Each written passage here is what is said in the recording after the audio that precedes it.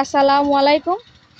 আমরা যে ঘরের ধানের চাল খাই, সেই চালটা যে কতগুলো ধাপের পরে যে কৃষকের ঘরে আসে সেটাই আপনাদের কাছে তুলে ধরবো।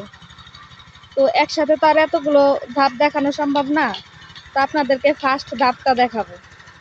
তো এই তো কৃষকের ফার্স্টের কাজ হচ্ছে কৃষি জমিতে মাটিগুলো আগলা করা। তো এর কারণে যে ট্রাক্টরের সাহায্যে মাটিগুলো আগলা করে নিতেছে।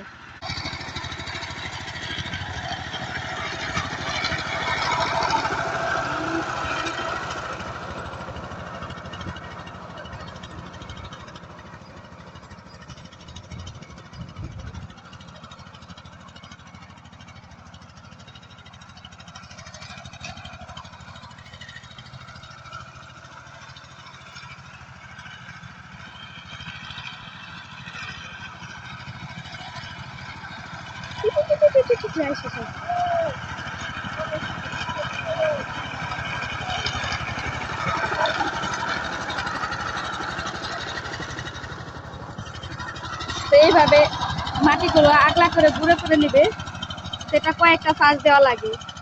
বেবি ধান ক্ষেত করতে না হলেও 3-4টা চাষ দেওয়া লাগে।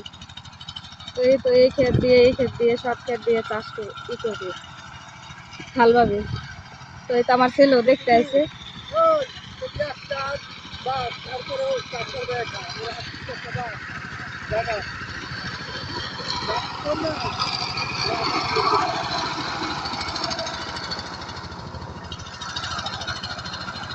তো যে হাল বাইতেছে তার নাকি ফার্স্ট ডান হাতটা অচল, তো বাম হাত দিয়ে তাও অনেক কষ্ট করে কাজ করে।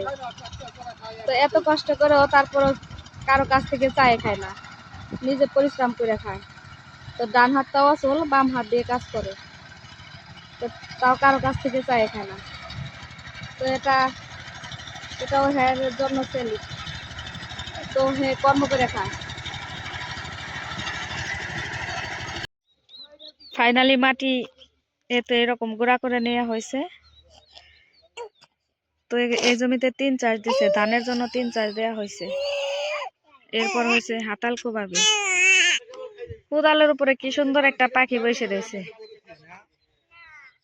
সেকেন্ড হচ্ছে এই যে এইভাবে আতাল কোবাতে হয়, যা আতাল কোবায় মাটিগুলো ঢলকায় ক্ষেতের ভিতর দেওয়া লাগে। কি দেখতেছো? মূলা না, ওগুলা ওলকপি। ওলকপি দেখতেছো?